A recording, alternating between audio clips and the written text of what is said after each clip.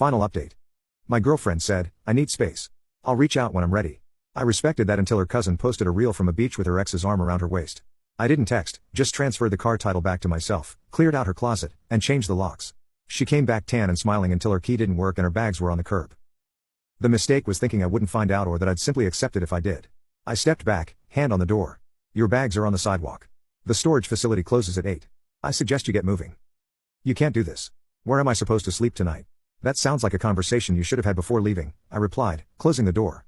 Through the peephole, I watched her progression through the stages of crisis, disbelief, anger, bargaining, via text messages I didn't answer, and finally resignation as she dragged her suitcases toward the elevator.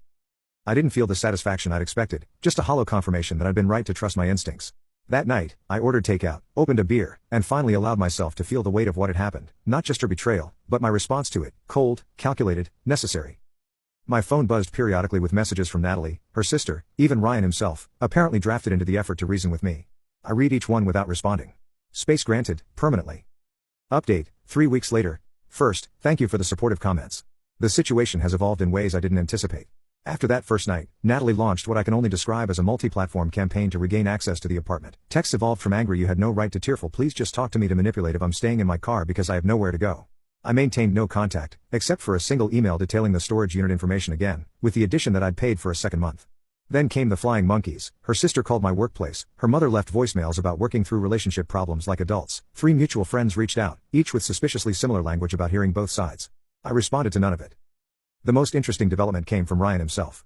A week after the lockout, he sent a lengthy email explaining that Natalie had reached out to him, claiming she needed closure from their past relationship. According to him, she'd represented herself as single, saying we'd broken up months ago. He apologized for his part in the situation, though I suspect his conscience only found its voice after discovering she was essentially homeless. Natalie eventually retrieved her things from storage. Her sister's husband rented a truck and helped. They left the vintage dresser with a note saying, I could shove it somewhere uncomfortable, but I donated it to a women's shelter who were delighted to receive such a beautiful piece.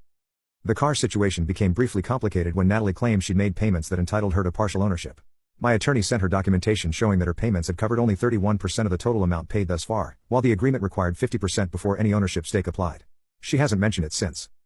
As for where she's living now, according to mutual acquaintances, she's staying with her sister, whose husband is thrilled about the arrangement. Ryan apparently wasn't offering accommodations along with his beach vacations. Several commenters asked if I regret the coldness of my approach. I don't. When someone methodically deceives you, packing before you arrive home, creating a cover story about visiting family, traveling internationally with an ex while claiming to need space, they forfeit the right to a warm, understanding response. Had she simply said, this isn't working, I'm reconnecting with Ryan, I would have helped her move out like civilized adults. The lies made that impossible. Edit. Since posting this update, several specific questions keep appearing in my messages. For those